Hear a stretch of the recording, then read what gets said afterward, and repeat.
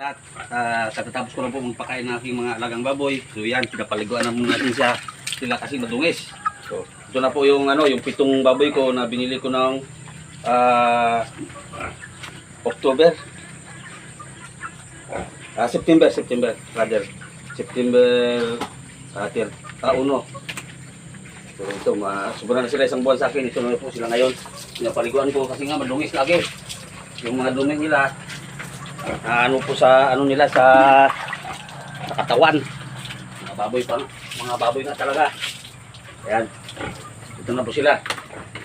So sa last week o sa first week sa first ng November, grower na po ito sila. Ngayon po ang ginagamit nito, ganitong kalalaki, starter parang po ito.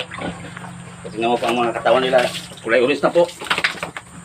Ito naman po parang walang balahibo, parang apple po siya, parang apple yan. Parang mansanas siya na walang balahibo. Ayan.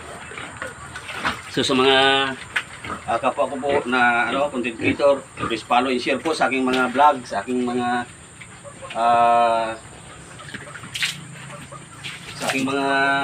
videos and others. So paki-follow and share lang po. At maraming pong salamat at magandang umaga po sa ating lahat.